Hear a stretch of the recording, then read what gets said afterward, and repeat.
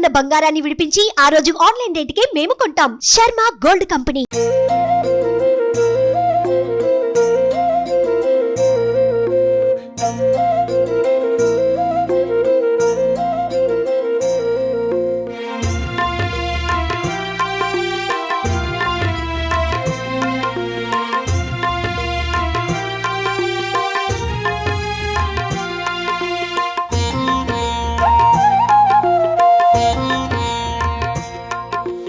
మహాలక్ష్మీ నారాయణ. నమస్కారం, welcome to Suman TV. నేను గీతాంజలి.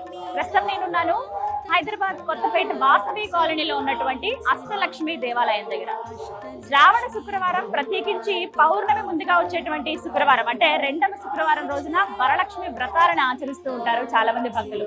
ఇందులో భాగంగా అదే రోజున ఆ అష్టలక్ష్మి దేవాలయానికి వెళ్ళి అమ్మవారిని దర్శించుకోవాలనే కోరిక చాలా మందిలో ఉంటుందండి.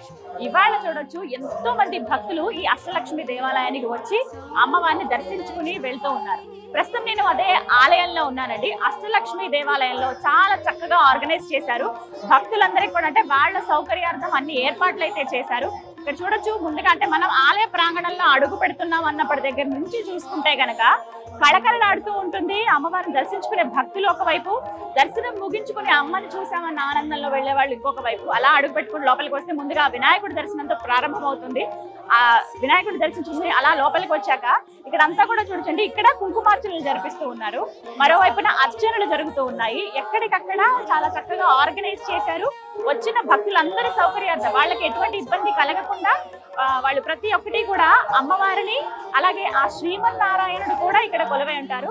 స్వామిని కూడా దర్శించుకోవడానికి వీలుగా చాలా చక్కగా ఏర్పాట్లు అయితే చేశారని చెప్పుకోవచ్చు. బ్యాచ్ వైజ్ గా కూర్చోబెడుతున్నారు. ఒక 50 మంది, ఒక 60 మంది వచ్చినప్పుడు వాళ్ళందరికీ కూడా ఇక్కడ అరేంజ్ చేస్తున్నారండి.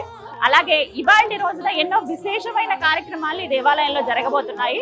మార్నింగ్ అంతా కూడా అర్చనలు, పుష్పార్చన, అలాగే ప్రధానంగా కుంకుమార్చనలు జరిపిస్తూ ఉంటారు. ఇక సాయంత్రం అయినప్పుడు ఇక్కడ వరలక్ష్మి వ్రతాలని ఆచరిస్తూ ఉన్నారు. సాయంత్రం పూట ఇక్కడ వ్రతాలను ఏర్పాటు చేశారనమాట. ఎవరైతే ముందుగా నమోదు చేయించుకుంటారో వారి పేరు, గోత్రం, వాళ్ళకి ఇక్కడ అవకాశం కల్పిస్తారు.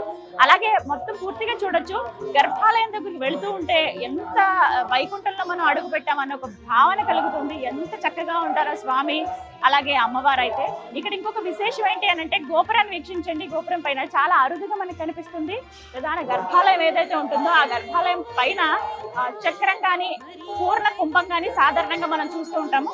కానీ ఈ దేవాలయంలో మాత్రం ఇక్కడ చక్రాన్ని మనం వీక్షించవచ్చు.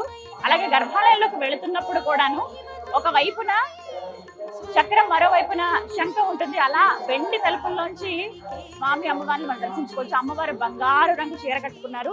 బంగారమే చీరగా ఆవిడ ధరించింది. ఎంత బాగుందో, అంటే చూడడానికి 2 కళ్ళు సరిపోవు అన్నట్టుగా అనిపిస్తుంది.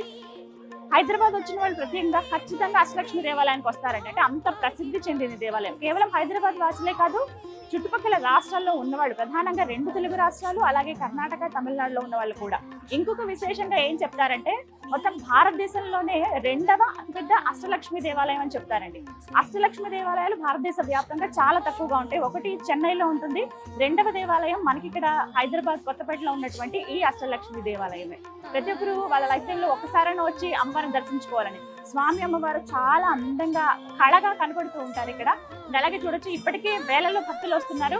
మొత్తంగా ఇవాళ అంతా చూసుకుంటే 10 నుంచి 15 వేల మంది భక్తులు ఇవాళ స్వామి అమ్మవారిని దర్శించుకునే అవకాశం ఉంది. ఇక ప్రధానంగా ఆలయం విషయానికి వస్తే, చుట్టూ అష్టలక్ష్ములు కొలువై ఉండగా మధ్యలో ఆ అష్టలక్ష్మి సమేతంగా శ్రీమన్నారాయణుడు కొలువై ఉన్నారు.